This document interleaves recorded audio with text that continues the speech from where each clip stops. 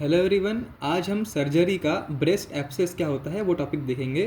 तो ये 5 मार्क में आता है, तो इसको जितना मैंने एक्सप्लेन किया है उतना सफिशिएंट है 5 मार्क के लिए।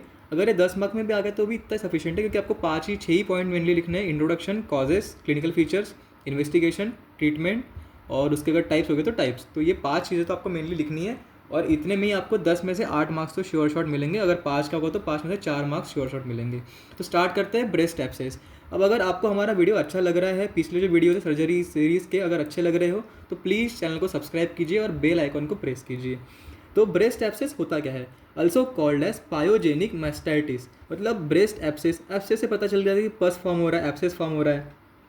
पायोजेनिक का अर्थ होता है पस। तो पस का जनरेशन काय में, किस चीज़ में? तो ब्रेस्ट में। मतलब मैस्टाइटिस मतलब इन्फ्लामेशन ऑफ या फिर इन्फेक्शन ऑफ ब्रेस्ट। तो पस फॉर्म हो गया क्योंकि उसमें इन्फेक्शन हो गया है, तो also called as pyogenic mastitis. Accumulation of pus in breast is called as breast abscess. अर्थात पस का ब्रेस्ट के अंदर अक्यूमुलेशन हो जाना कहलाता है breast abscess. It is seen during lactation, hence it is called as lactational mastitis. मतलब lactation का अर्थ होता है जब बेबी की डिलीवरी हो गई, मतलब जो पेशेंट है उसकी डिलीवरी हो गई, बेबी हो गया, अब उसको क्या दूध पिलाना होता है, मदर उसको दूध पिलाती है। तो जब लैक्टेशन होता है, इसे कहते हैं लैक्टेशन। तो लैक्टेशन मतलब दूध पिलाने की प्रक्रिया। तो लैक्टेशन, जो लैक्टेटिंग मदर है, क्यों ऐसा, क्यों स्पेसिफिक लैक्टेशन वाले मदर में ही होता है? क्योंकि जो है जिसकी डिलीवरी हो गई है, जिसने फर्स्ट बेबी या फिर सेकंड बेबी अपना डिलीवर किया है, तो उसकी जो ब्रीस्ट पे जाने वाली जो धमनियाँ हैं या फिर वेन्स है या फिर जो डक्ट्यूल्स है, डक्ट्स है, लैक्टिफेरस डक्ट्स, वो एक्सपांड हो जाते हैं, मतलब डायलेट हो जाते हैं, क्योंकि उसके अंदर से अब अपने को मिल्क ट्रांसफ़र करना होता है।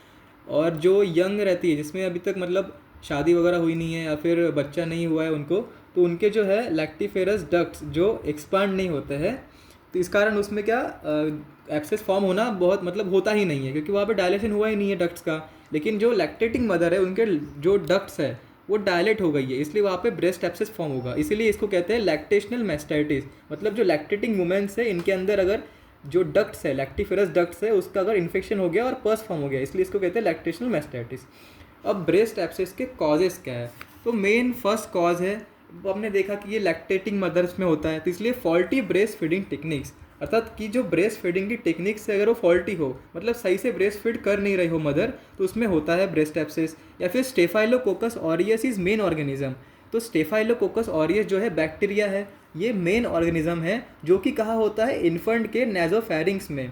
मतलब जो इन्फेंट है, मतलब जो ब्रेस्ट मिल्क पी रहा है, जो ब्रेस्ट फीडिंग हो रही है, तो वो क्या है, वो माउथ के थ्रू ही होगा, ऑब्वियस है। तो माउथ के अंदर जो नेजोफेरिंग्स है, जो बच्चे का है, जो बच्चों का नेजोफेरिंग्स है, उसके अंदर स्टेफाइलोकोकस ऑरियस माइक्रो ऑर्गेनिज्म हो सकता है, तो उसके द्वारा भी ब्रेस्ट एब्सेस हो सकता है। क्रैक और फिशर इन निप्पल्स, अर्थात जो निप्पल्स होते हैं उसके अंदर अगर कोई क्रैक्स हो या फिर कोई फिशर फॉर्म हो गए हो, तब भी ब्रेस्ट एब्सेस हो सकता है। रिट्रैक्टेड निप्पल्स, जो निप्पल्स है वो रिट्रैक्ट हो गए हैं, अंदर की तरफ रिट्रैक्ट हो गए हैं, तो इसमें भी होता है ब्रेस्ट एब्सेस।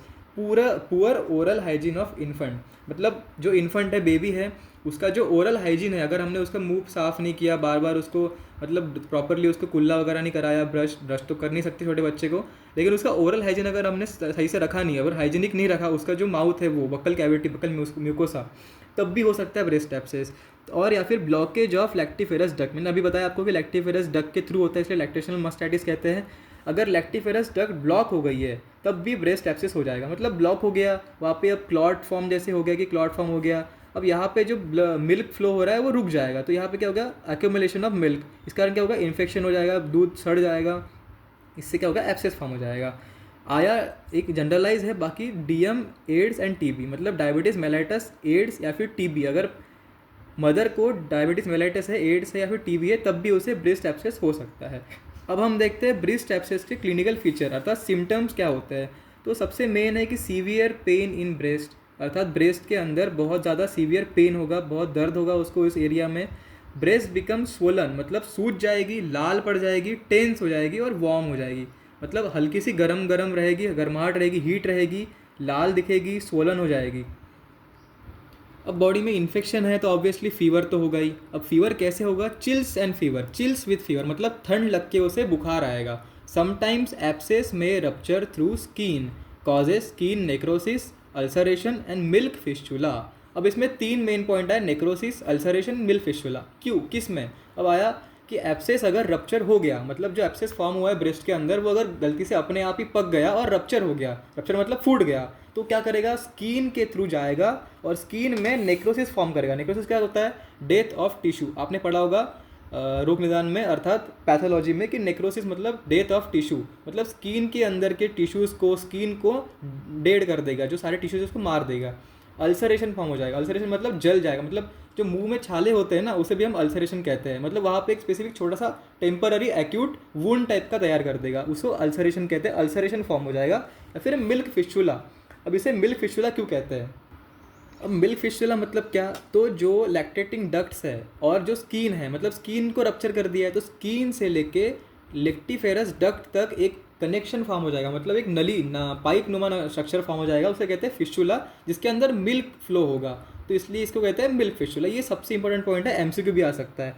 अब ब्रेस्ट एब्सेस में इन्वेस्टिगेशन क्या करना है, इसमें है फ्लक्चुएशन टेस्ट। फ्लक्चुएशन टेस्ट मतलब जो अगर ब्रेस्ट को हमने एक तरफ से प्रेस किया और दूसरी तरफ से दूसरा हाथ रखा है, तो अगर वहाँ उसके अंदर अगर पस होगा, मतलब लिक्विडिटी होगी, तो फ्लक्चुएट होगा, मतलब आपको फ्लो जो है, फ्लक्चुएशन जो है पानी का या फिर किसी लिक्विड का, वो आपके हाथ दूसरे हाथ को फील होगा अदर साइड में, मतलब आपने लेफ्ट साइड से एक ऐसा पिंच कर दिया या फिर ऐसे थोड़ा सा मार दिया, तो राइट हैंड साइड पे अगर आपने ब्रेस्ट के राइट साइड पे अगर हाथ रखा है तो वहाँ पे आपको एक फ्लो फील होगा, इसे कहते हैं फ्लक्चुएशन या फिर fluctuation test. WBC ESR, obviously WBC बढ़ा हुआ होगा, ESR बढ़ा हुआ, क्यों, तो इन्फेक्शन है, तो ESR WBC बढ़ा हुआ होगा।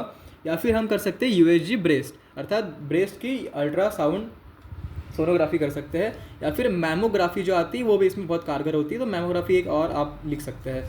अब इसकी ट्रीटमेंट क्या है, तो ऑब्वियस है, इन्फेक्शन है तो क्या करेंगे, किसके कारण है, स्टेफाइलोकोकस ऑरियस के कारण हो सकता है, बैक्टीरिया के कारण हो सकता है, मतलब एंटीबायोटिक्स देंगे। तो एंटीबायोटिक्स दे दी हमने बहुत सारी, जो भी चाहिए हमें, अमोक्सिसिलिन हो गई, क्लेविनोमेट हो गया, या फिर कोई और दे दी, सिफिक्जिम, सेफेरोक्सिम। एनाल्जेसिक मतलब जो पेन हो रहा है, रेडनेस है, स्वेलिंग है, उसको कम करने के लिए एनाल्जेसिक देते हैं, अर्थात पेन किलर्स देते हैं, ज़ेरोडॉल SP, अल्बिफ्लैम 20, सेरापेप्टिडेज वगैरह। सेकेंड आया लोकल हीट, मतलब हमें उसको लोकल हीट देनी है, मतलब किसी गर्म कपड़े को, मतलब कपड़े को गर्म करना है तवे वगैरह पे, और वहाँ पे उसको स्पेसिफिक जिस एरिया पे ब्रेस्ट एब्सेस हो गया, मतलब एब्सेस हो गया जिस साइड पे, वहाँ पे लोकल हीट देना है, मतलब कंप्रेस टाइप का एक हॉट कंप्रेस देना है। उसके बाद आया निडल एस्पायरेशन, मतलब जहाँ पे भी एब्सेस हो गया है, ब्रेस्ट के जिस एरिया में एब्सेस हुआ है वहाँ पे निडल डाल के पूरा जो पस है उसको एस्पायरेट करना है, मतलब बाहर खींच लेना है, सिरिंजिंग करनी है। उसके बाद आया इंसिजन एंड ड्रेनेज, IND।